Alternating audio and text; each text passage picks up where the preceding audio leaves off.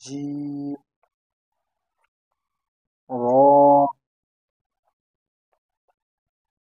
হা gym র জের হিজর হিজর হিজর হা gym র জের হিজর নাসির। এখন আমরা রিডিংটা দেখে নিই।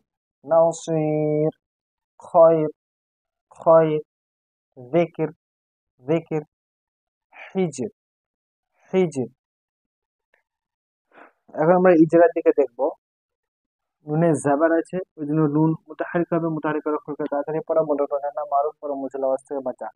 সদ ইয়া মাদ্দা হয়ে যাবে এবং হরফে মুস্তালিয়া আছে, সদ হরফে মুস্তালিয়া হবে এবং ইয়া মাদ্দা হবে। ইয়া সেখানে পূর্বে জের হলে ইয়া মাদ্দা হবে, ইয়া মাদ্দাকে একালি পরিমাণ টান দিয়ে পড়তে হয়। র হয়ে যাবে কি, র সাকিনের পূর্বে ইয়া সাকিন এসছে, ওই জন্য র বারিক হবে।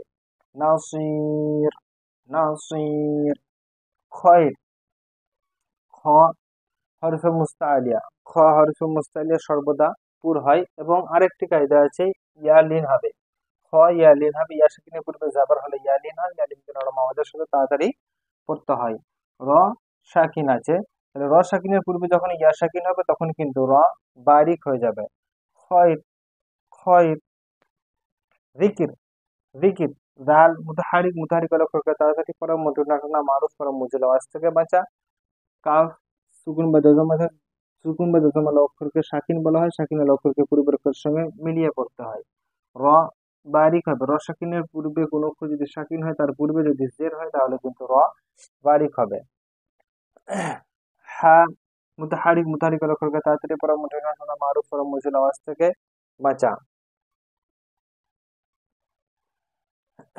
জিম হবে কি, কলকলা, কফ তো বা জিম দাল, কলকলার অক্ষরের মধ্যে হতে জিম এসছে, ওই জন্য সুকুন বা দজম আসছে, ওই জন্য এর আওয়াজ ফিরে আসবে। একেই কলকলা বলে। র সাকিন